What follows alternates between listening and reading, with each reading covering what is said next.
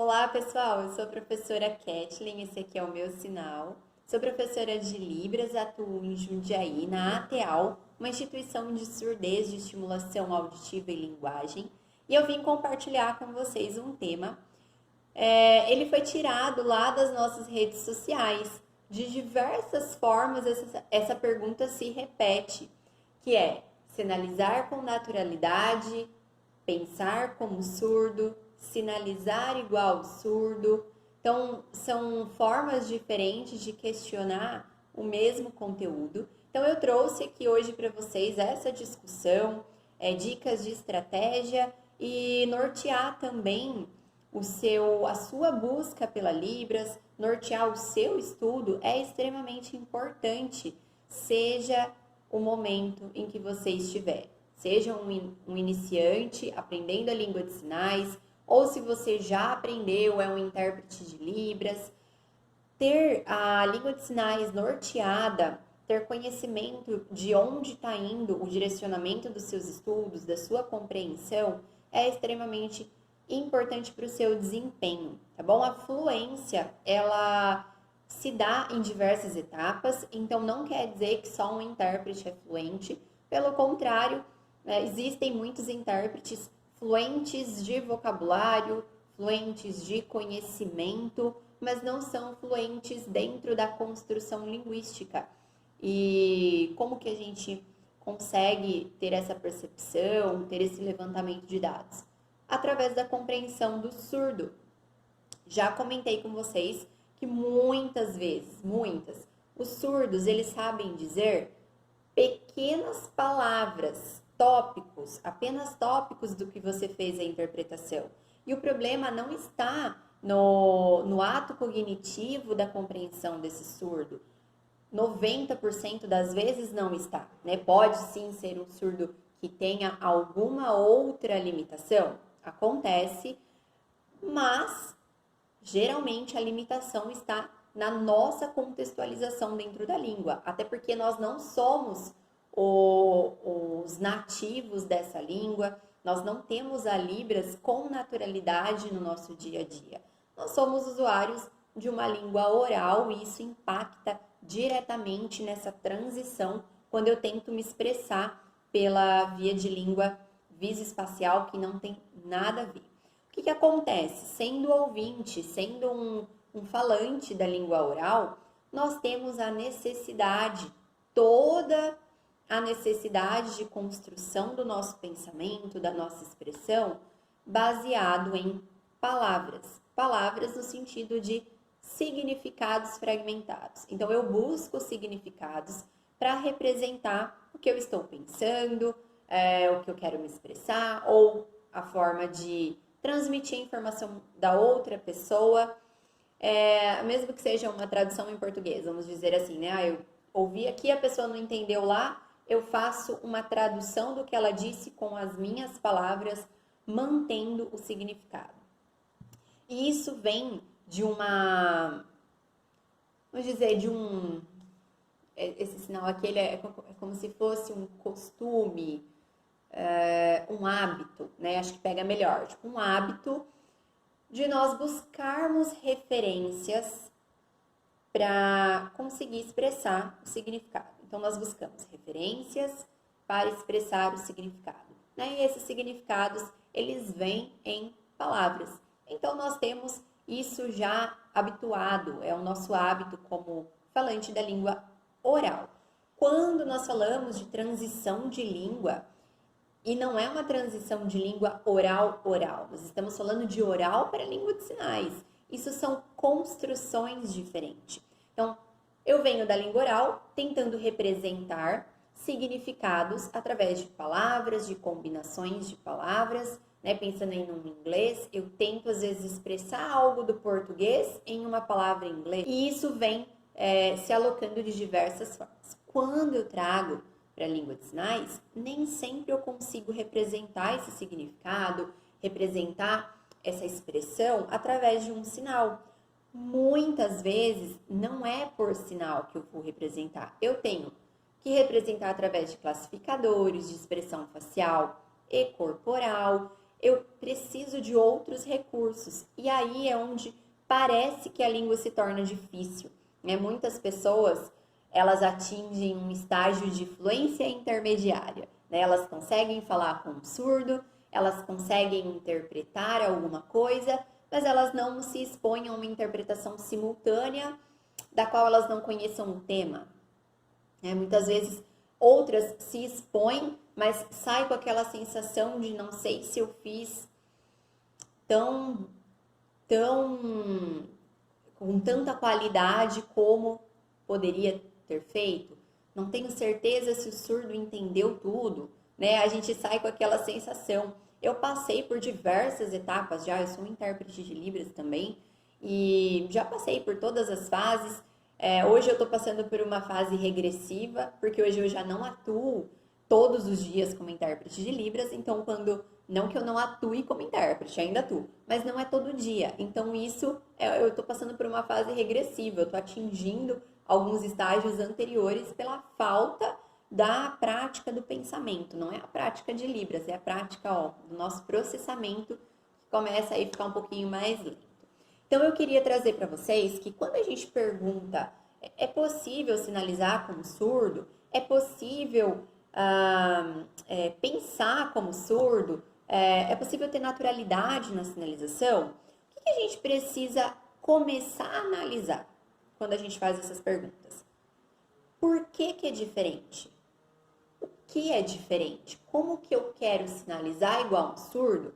Como que eu quero ter a naturalidade de um surdo se eu não sei o que está diferente da minha sinalização para dele? Se eu não consigo perceber. Então, eu preciso primeiro identificar esses tópicos, identificar esses pontos, para eu começar a analisar quais são esses pontos e como eu posso adquiri-los. Então, esse é o primeiro passo para a gente pensar em naturalidade, em pensamento como surdo. É claro que nada substitui a experiência visual que o surdo teve estimulado há anos. Então, independente de ser estimulado na língua de sinais, o surdo já era estimulado visualmente. Isso por uma questão orgânica, na ausência de um sentido, no caso da audição, ele começa a aguçar um outro sentido,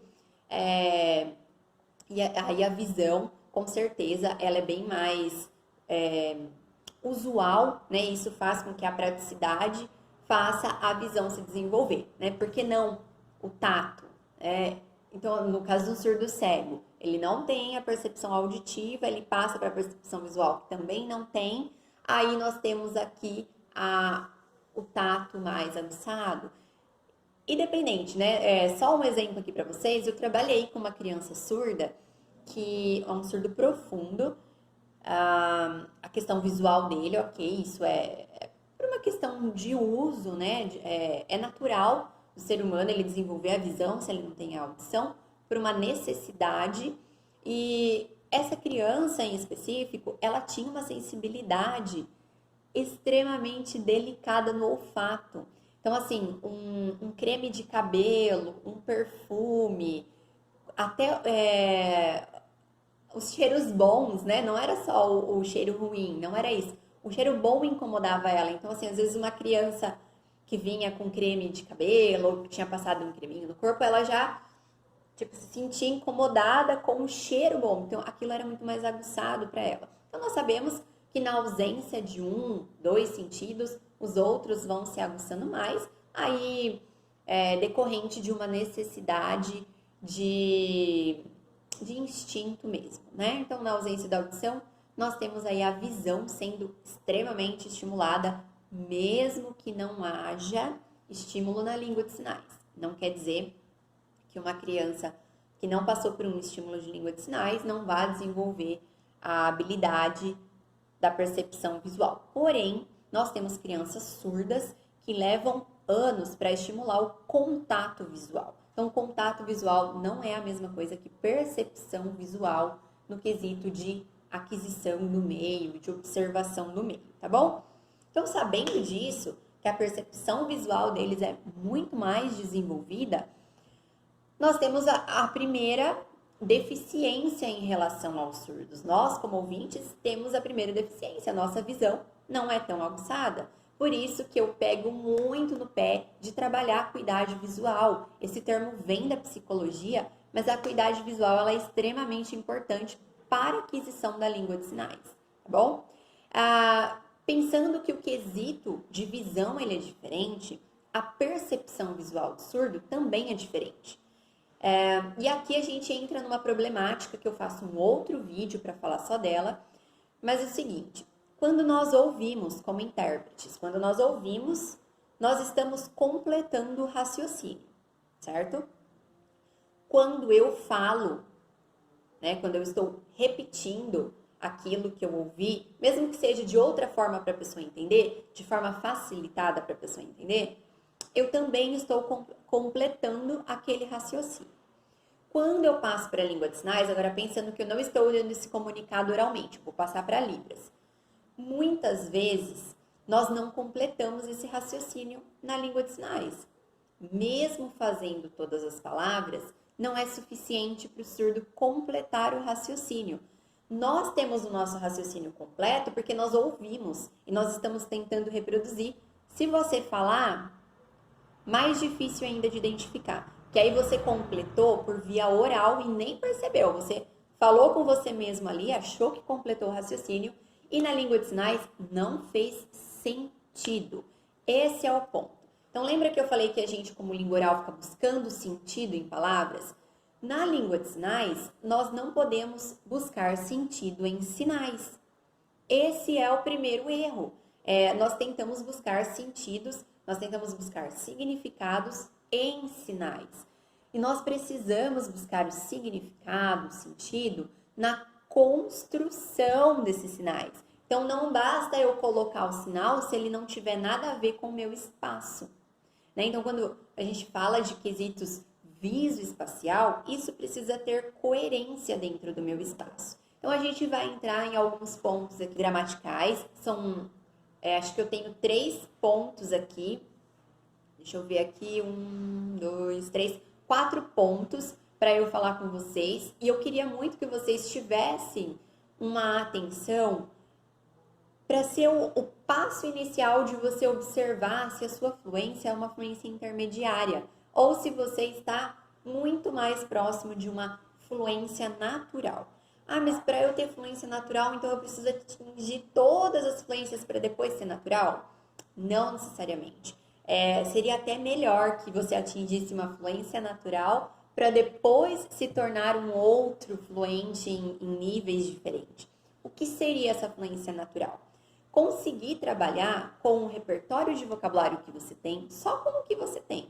E ainda assim, ser suficiente para passar o conceito que você espera na sua fala. Então, você precisa fazer com que o surdo compreenda o seu contexto e não que ele compreenda cada palavra que você está querendo dizer. Esse é o ponto-chave. Então, nós temos aqui uma expressão, tá? Eu vou usar como expressão para vocês que a língua oral, ela é uma língua narrada, tá bom?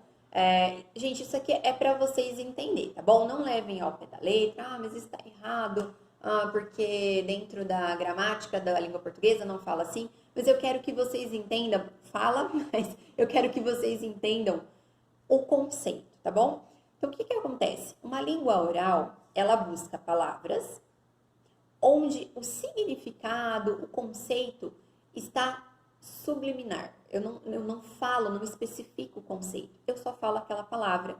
E a pessoa que tem conhecimento daquele conceito consegue compreender. Beleza. Quando eu faço isso em sinal, eu lido com a dificuldade do surdo ter conhecimento desse conceito, que às vezes ele não tem. Às vezes eu faço uma sinalização toda elaborada e o surdo não tem sinal. Isso acontece constantemente lá na ATAL, porque nós trabalhamos com crianças. Então, o nosso público forte de crianças nos mostra isso diariamente. Não adianta fazer sinal para mim, eu não estou te entendendo. O que ela quer dizer com isso? Eu não tenho esse conceito, eu não conheço esse sinal. É como se alguém chegasse falando um monte de palavras em outras línguas. Eu não tenho conceito, não adianta ficar repetindo, eu não sei o que é.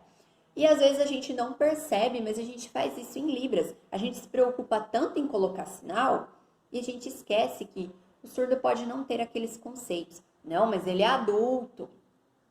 Gente, o meio de comunicação dele, né, o repertório de sinais, os vícios de linguagem que ele tem, tudo isso depende do meio que ele está inserido, do estímulo que ele recebeu. A gente não pode contar com a compreensão dele. Mas então eu vou ter que entender qual é o nível de compreensão do surdo para eu adequar a minha sinalização? Não, não é assim. Você precisa construir a sua sinalização para abranger a maioria dos surdos. E se você tiver a necessidade de interpretar para um surdo especificamente e você descobrir que ele não tem tanta aquisição, aí sim você elabora com mais classificadores, elabora melhor essa sinalização para aquela necessidade. Mas no geral nós estamos falando de compreensão do surdo, de compreensão de conceitos dentro de um contexto que é a sua fala. Então, o que acontece? As pessoas começam a perceber, nossa, eu preciso aprender classificadores para ser melhor. Eu preciso aprender X para conseguir para Y. Ok. E o que são classificadores? Não, classificadores são... Tá, e como usa? Você consegue fazer isso? Você consegue transmitir isso para a sua sinalização? Então, as perguntas, elas não podem ser só assim, o quê? O quê? O quê? O quê? Não, a pergunta é como? Como eu uso? Como que eu uso isso? Não sei se você já fez alguma oficina e saiu com a sensação de, tá, então tinha aquele classificador. E a hora que você vai interpretar, não acontece nada. Você simplesmente não consegue transmitir. Parece que todos aqueles classificadores que você aprendeu, passou e agora você tem uma outra necessidade.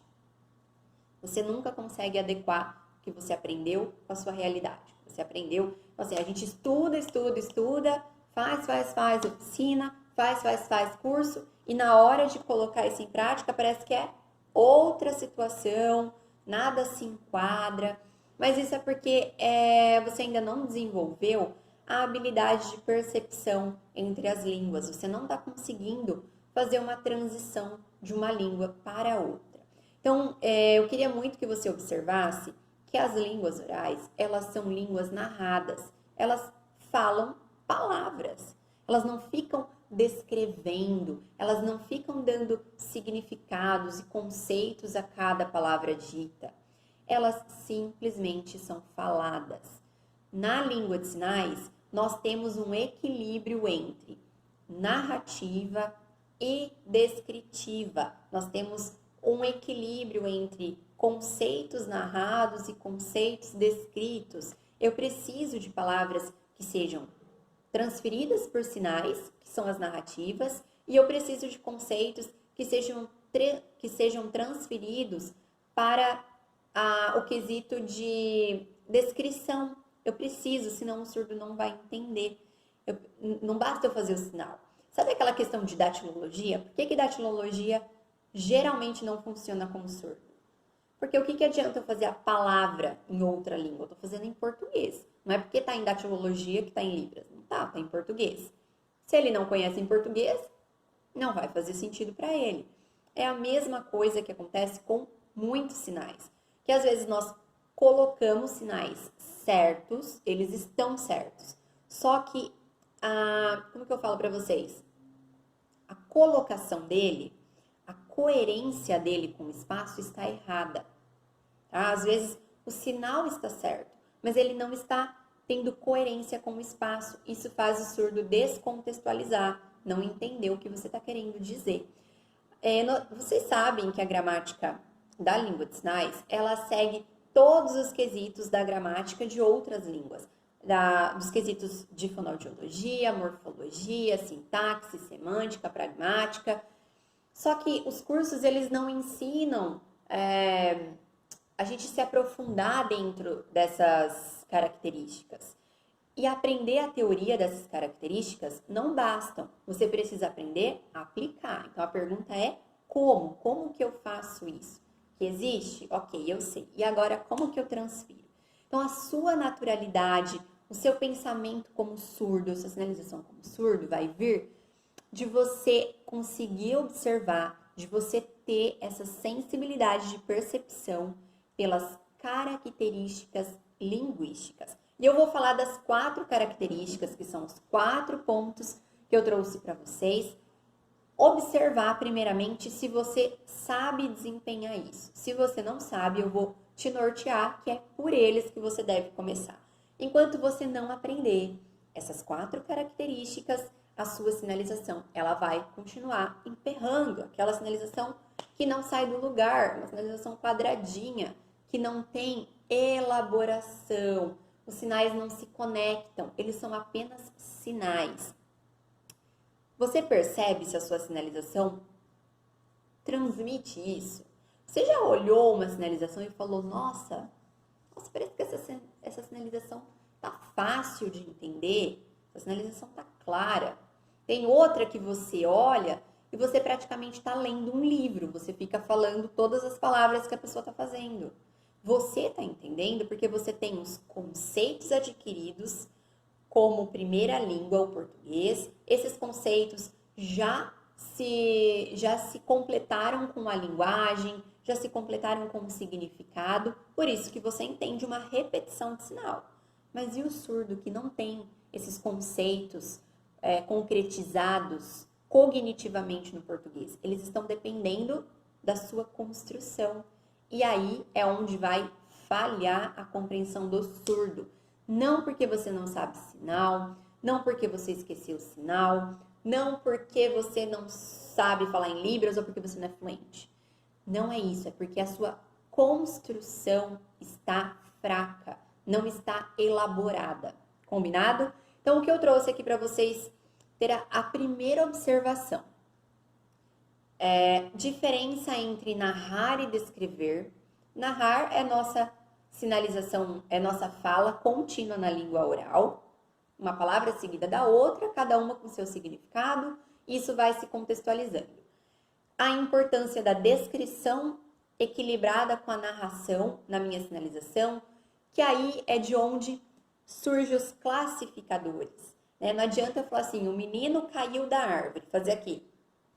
O menino, árvore, cair. O menino está de um lado, a árvore está do outro, cair está no meio. Quem? Quem que caiu? Caiu o quê? Se fosse a árvore caiu, eu precisaria fazer aqui, ó. Árvore caiu. Se é o menino que caiu da árvore, o menino não tem que estar desse lado. O menino, ele tem que estar aqui em cima. É daqui que surge o classificador. Se ele caiu de onde? Caiu da árvore. Agora, se eu coloco aqui o menino, aí eu faço assim, árvore, caiu.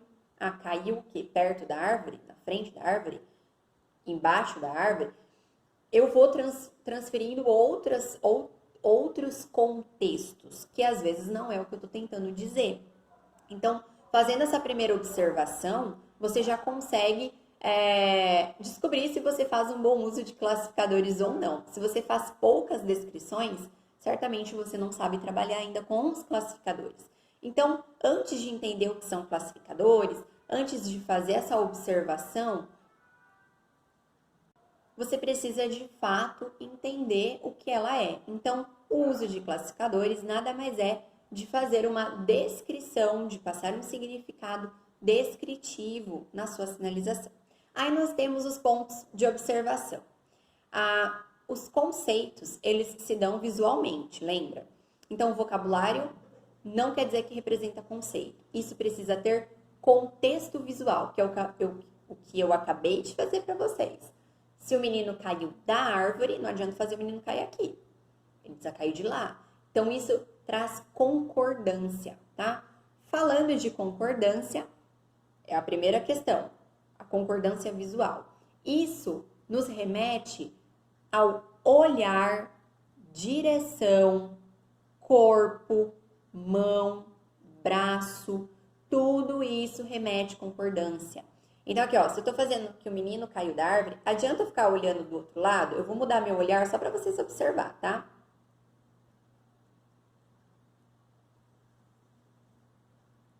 Não faz sentido, eu preciso direcionar o meu olhar. O menino subiu na árvore e caiu. o meu olhar acompanha, o meu corpo acompanha.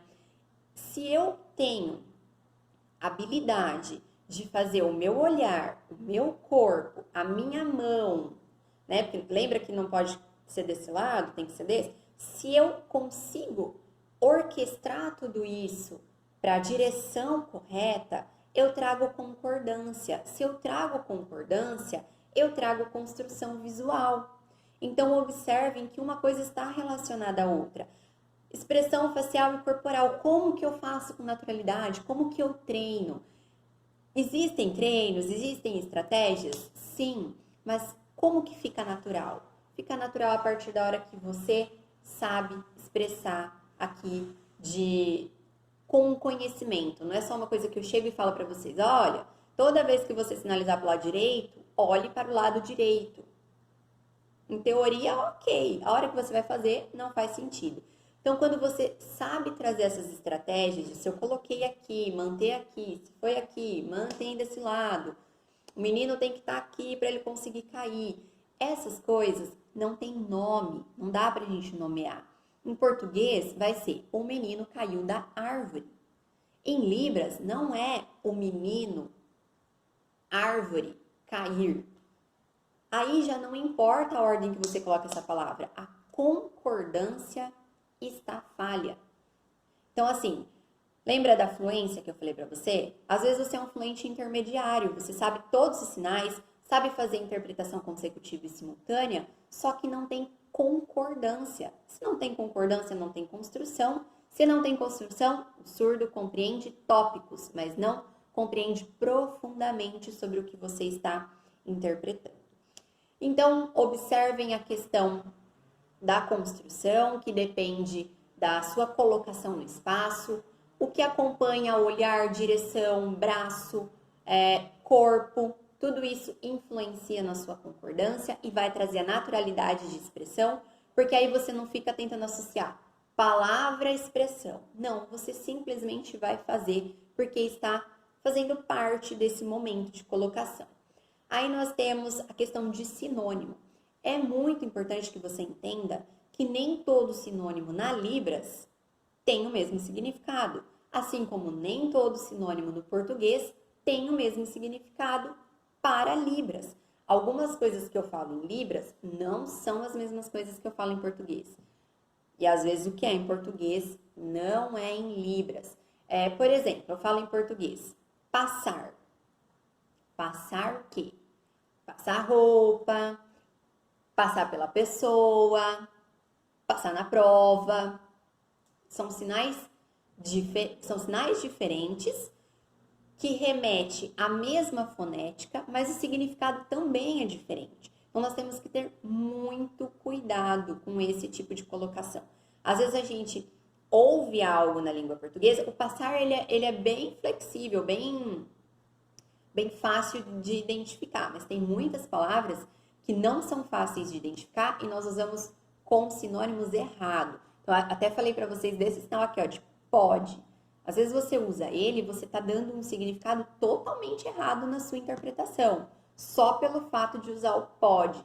Muito cuidado, tá bom? Então, observe se os sinais que você está usando, ali em conjunto com os demais, ele realmente está passando o mesmo significado. Como que você observa isso em você? Fazendo um vídeo, tentando não oralizar, prende essa boca, não oraliza nada, faz o vídeo e coloca a voz no seu vídeo. Segundo passo, pede para alguém que sabe Libras colocar a voz no seu vídeo. Você vai ver quão desconstruído é o seu espaço e os seus quesitos visoespaciais. É assim que a gente começa a identificar e a melhorar, tá bom? E a última questão, além dos sinônimos, é as configurações de mão. Configurações de mão não serve só para a construção de sinais, mas elas fazem parte dos classificadores. Se você não souber associar classificadores com configurações de mão, você não consegue fazer uso dos classificadores. Eu conheço muita oficina de classificadores, mas ninguém te fala quais são essas configurações de mão, para que cada uma, qual vai em cada classe, são 7 classes de classificadores, ninguém te avisa para onde vai o que faz em cada coisa. Então, busque classificadores, quais são essas configurações de mão, o que elas representam. Comece por pessoas. Esquece usar esse pessoa aqui. Isso aqui são pessoas que não fazem parte da sua construção, são pessoas indiretas.